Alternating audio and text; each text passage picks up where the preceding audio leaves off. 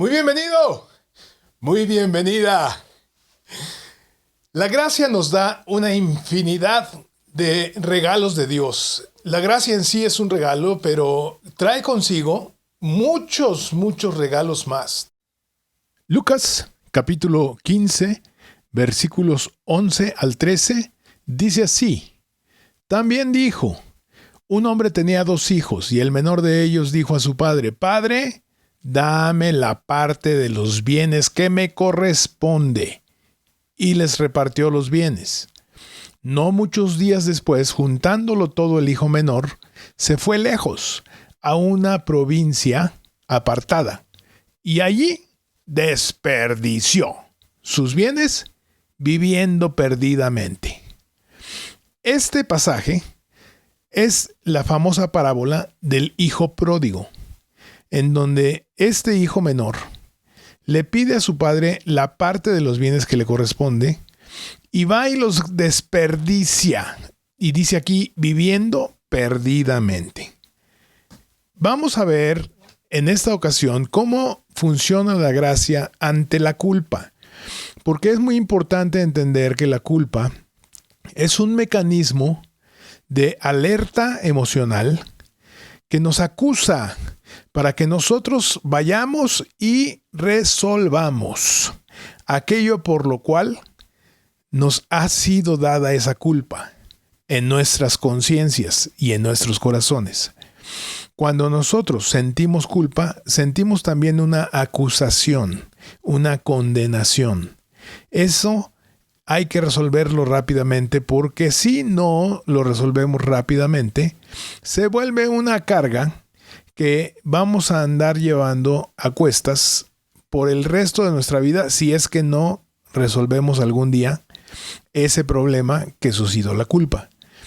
Este es un ejemplo, el hijo pródigo es un ejemplo de cómo resolver esta situación. El hijo pródigo pidió la parte de los bienes que le correspondía, el padre se la da y se va a una provincia apartada y desperdicia todos los bienes viviendo perdidamente. En el verso 17 al 19 dice, y volviendo en sí, el hijo dijo, ¿cuántos jornaleros en casa de mi padre tienen abundancia de pan? Y yo aquí perezco de hambre. Me levantaré e iré a mi padre y le diré, Padre, he pecado contra el cielo y contra ti. Ya no soy digno de ser llamado tu hijo. Hazme como a uno de tus jornaleros. El propósito de sentir la culpa en nuestros corazones es que volvamos en sí como este hijo, que una vez que despreció los bienes y se halló en una pobreza total, volvió en sí. Y entonces dijo, en la casa de mi padre hay abundancia de pan, ¿qué estoy haciendo aquí? Voy a ir y le diré a mi padre que he pecado contra el cielo y contra él. Es decir, el hijo está dispuesto a disculparse. ¿Qué quiere decir disculparse? Quitarse la culpa. Y decirle al padre, acepto mi culpa, ya no soy digno de ser llamado tu hijo. Hazme como a uno de tus jornaleros y ponme a trabajar porque sé que eso es lo que merezco. Cuando nosotros tenemos culpa debemos de resolver.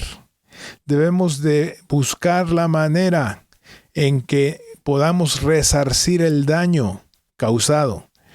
Cuando nosotros tenemos culpa debemos arrepentirnos, pedir perdón, aceptar nuestra culpa, reconocer que cometimos un error e ir y reparar el daño. Para eso sirve la culpa. Pero ¿qué es lo que sucede normalmente? Que no vamos y reparamos el daño, lo dejamos así. Continuamos nuestra vida sin pedir perdón, sin arreglar el conflicto, sin ponernos a cuentas, y entonces tenemos muchas culpas a veces acumuladas en nuestras espaldas, pero es Jesús el que va a llevar esas cargas cuando venimos a Él. Dice aquí, en el verso 22 al 24, pero el padre dijo a sus siervos, sacad el mejor vestido y vestidle, y poned un anillo en su mano, y calzado en sus pies, y traed el becerro gordo y matadlo, y comamos y hagamos fiesta, porque mi hijo muerto era, y ha revivido, Se había perdido y es hallado. Y comenzaron a regocijarse. Cuando la culpa nos lleva a resarcir el daño, cuando la culpa nos lleva al perdón, cuando la culpa nos lleva al arrepentimiento, entonces el Padre Celestial va a hacer una fiesta, porque nosotros que estábamos muertos en nuestros pecados, habremos revivido y los que nos habíamos perdido, seremos hallados. Y entonces dice la Biblia que cuando alguien se arrepiente, que cuando un pecador se arrepiente, hay fiesta en los cielos. Cuando nosotros vemos la bendición de poder darle nuestras cargas al Señor y saber que somos perdonados, ahí es donde nosotros vamos a reconocer que no debemos llevar culpa. ¿Por qué? Porque dice Levítico 7:7, como el sacrificio por el pecado, así es el sacrificio por la culpa. Una misma ley tendrán. Será del sacerdocio que hiciere la expiación con ella. Entonces, si el pecado ha sido perdonado, también la culpa ha sido perdonada por el mismo sacrificio. ¿Cuál sacrificio? El sacrificio de Cristo. ¿Y cuál es el sacerdote? Cristo es nuestro sumo sacerdote, dice el libro de los Hebreos. Entonces, bienaventurado, dice el Salmo 32, 1, 2, aquel cuya transgresión ha sido perdonada y cubierto su pecado.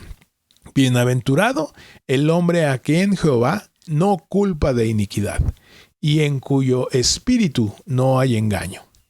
Aquí está diciendo que Jehová no nos culpa por nuestro pecado. Entonces nosotros también no debemos culparnos por nuestro pecado. Dice la Biblia que Dios olvida nuestros pecados y nunca más se vuelve a acordar de ellos.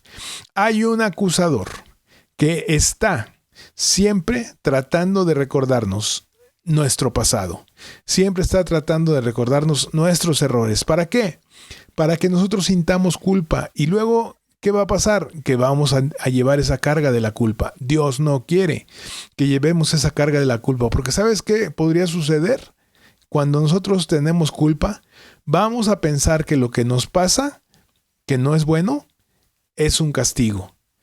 Y que Dios nos está castigando cuando Dios ya castigó a Jesús. Y a nosotros no nos va a castigar.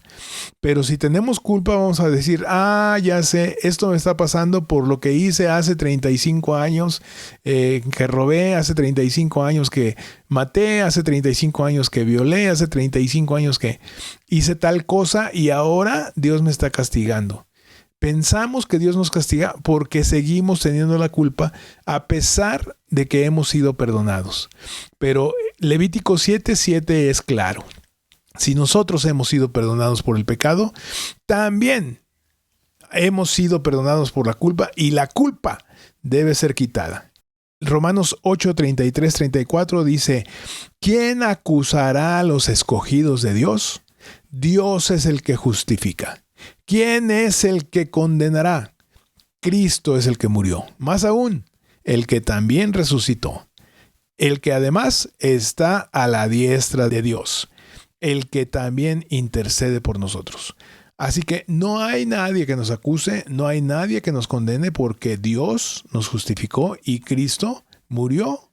Y no solamente murió, pero resucitó por nosotros para darnos la salvación, para darnos la gracia.